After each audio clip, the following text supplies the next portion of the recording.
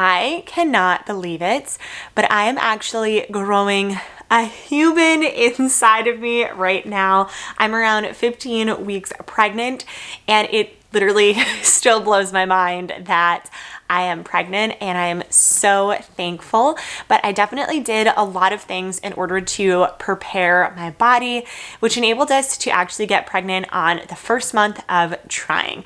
And today I'm going to break it down to the 4 things that I did in order to really get my body ready. I'm going to tell a little bit about my journey so far, and then I'll jump into each 4 items. And if you're on the journey of trying to get pregnant, or you've been trying to get pregnant, hopefully at least 1 or 2 of these can help you along with your journey. Definitely talk to your doctor about any of these as well, and how you can start to integrate them into your lifestyle. My name is Danielle of the Spiral Homestead. We're usually here talking about how to live a more self-sustainable lifestyle and starting your own homestead, but as we grow our family, I really want to share that experience with all of you. So definitely put your comments down below on your thoughts on this topic. I'd love to make sure that I'm talking about the right thing with you and see if this is really helpful. Now, before we actually jump into the 4 tips, I just want to go into a little backstory of how this journey started for us. So around 2 years ago, my husband Chris and I actually got married, and we knew that we wanted to wait a little bit of time before we started to create a family, because we were doing so much work on our land, on our home, and we wanted to make sure that we had something established before we opened it up to new little family members. And so we did take a year of just kind of learning about our land and ourselves and in our relationship. And then at the beginning of the year, we decided to start preparing. So I actually stopped taking my birth control at that time, and I started to do a 6-month cleanse. And this is where a lot of these actions really started to come into place. And this 6-month time period was really just a way that I could cleanse my body out before we started to really work on getting started with having a kid, because I knew that if you're happy and healthy, then you can really bring someone into the world. And I definitely really love to put out happy vibes and know that they will come back to us. So I really wanted to cleanse my body from any bad foods. I was making sure to eat really healthy foods. I was cutting out a lot of junk foods at this time. I was already working out around 6 times per week, and I continued to do that as well. And then I also did some other things that we're going to talk about. So let's talk about the 4 tips and really dive into some tactics that might be helpful for you as you start to plan for your pregnancy and growing your family. The first thing that I really focused on when I was looking to prepare my body and my mind was diet as well as exercise. Now, I've always been a very healthy person. I've always worked out around 6 times per week. I've eaten pretty healthy. I've always had a pretty whole foods diet, but I knew that I was preparing to get pregnant, and I know that your body really needs to be at a very healthy state in order to grow a little baby inside of there. So the first thing that I did was I looked up all the foods that you could not eat when you were pregnant, and I ate all of them. So sushi, deli meats, lots of caffeine. I was like, okay, I'm gonna have one last indulgence of these items. So we went out for sushi. I had a nice big sandwich with a soda on this side. And although these are not maybe the healthiest items to eat gluttonously, I did want to make sure that I got my last fill on them. Then what I did was I completely cut them out. So anything that you really weren't supposed to have, I started to cut out. One of the big aspects that was probably the hardest for me was cutting out coffee. I usually had around 2 cups per day, and then I would drink iced tea, or I'd have a soda at dinner. And I knew that was just too much caffeine. So I started to slowly decrease because I really didn't want to go through caffeine withdrawals or have caffeine headaches. So I started to cut back a little bit and a little bit to the point where I was just having 1 cup of coffee per day. And I probably did this in around 2 or 3 weeks. And this way I was used to that, and it would be easier on my body once I was ready to get pregnant, because I had read a lot about people that would cut out caffeine entirely once they found out they were pregnant, and then they realized that they were getting really sick, they would get headaches. So I didn't want that to happen to me. Along with eating healthy, I started to integrate a healthier lifestyle with working out. Now, I was already working out 5 to 7 days per week, and if you are already working out, I definitely suggest to start working out.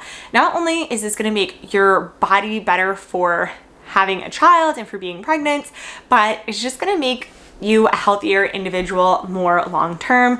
I think exercise is really important for everyone, and it can be as easy as, instead of going out to dinner with friends, go on a group walk. This way you're talking, you're moving. I love to integrate walks into things that I do with my friends or my significant other as an activity. It's free, you can do it anywhere, and it's gonna bring your body a lot of benefits. So you don't need to spend a lot of money at a gym.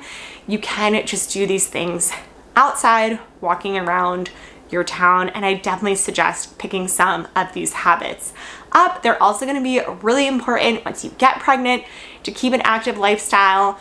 I've heard so many positives in research that I've been looking at. Doctors are always suggesting that you're keeping moving, and it's definitely helped with my pregnancy. I'm reducing a lot of the side effects that I read about with other individuals. Whew.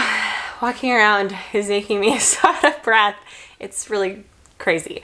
But the second thing that you want to start doing is actually figuring out what practice or doctor you'll want to go to. Are you going to want an OBGYN? Are you going to want a midwife? And maybe you don't know at all, but you can start doing research. Find a doctor or a practice that has your same values, and this way you can start to pre-plan. What I really liked about this is they also helped me get some blood work done before we were trying to conceive. And this way I was actually found out that I was low on some vaccines like my MMR or MRR, something like that. And I was able to get those in before I was actually pregnant. And it helped reduce a lot of the stress that I might have gotten had we gotten the blood test once we were already pregnant.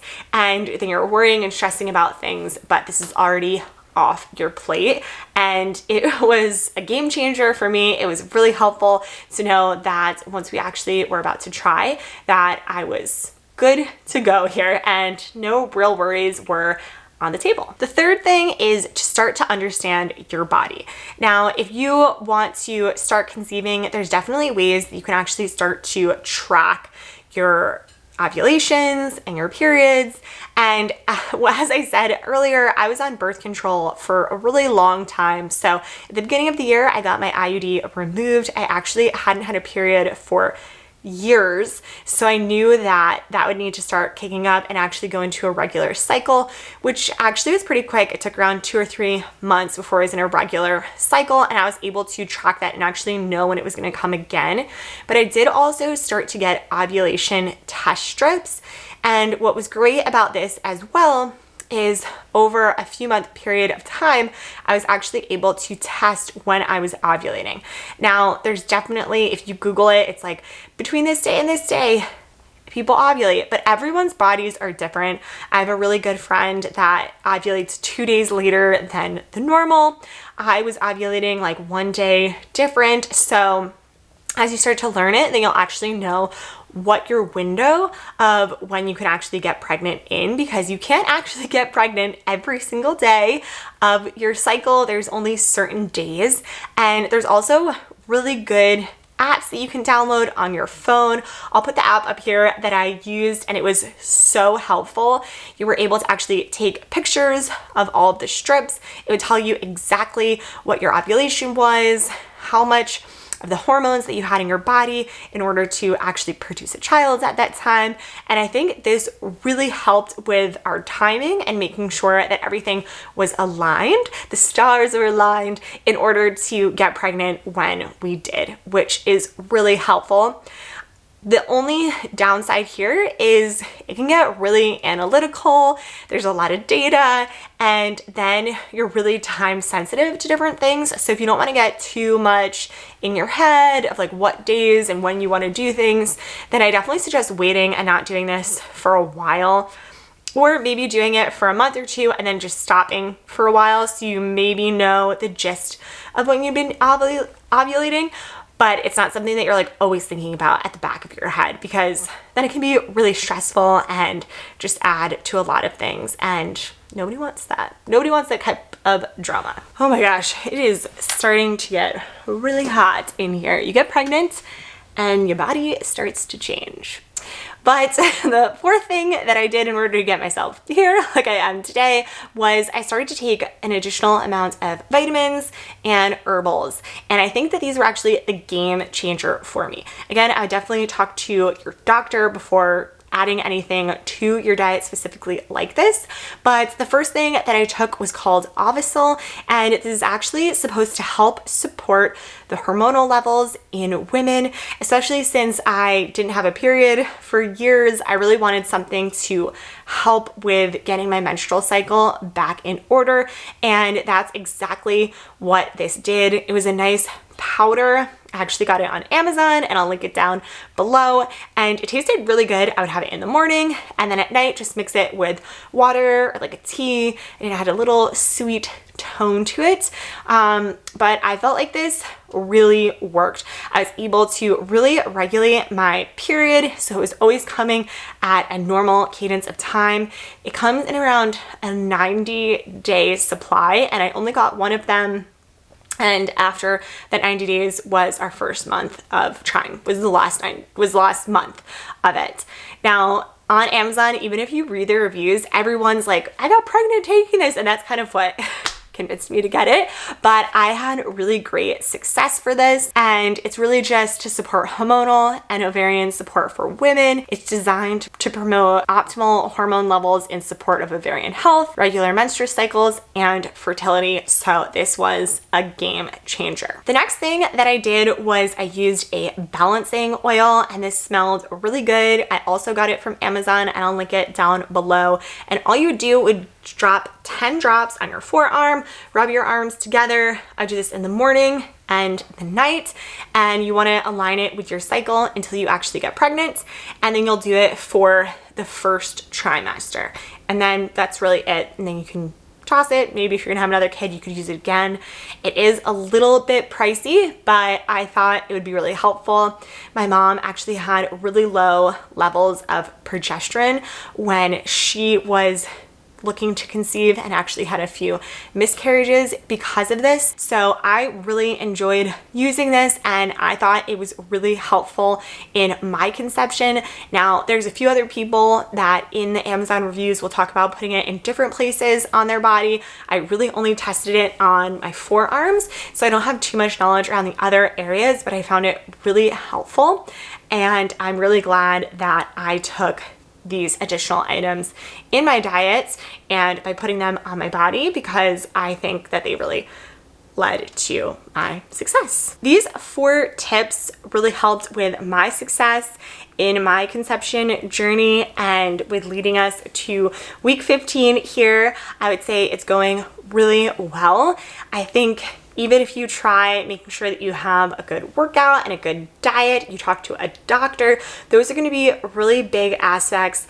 And I hope that some of these tips are helpful to you. Again, comment down below if this content's helpful, and I'll see you guys again next time. Bye.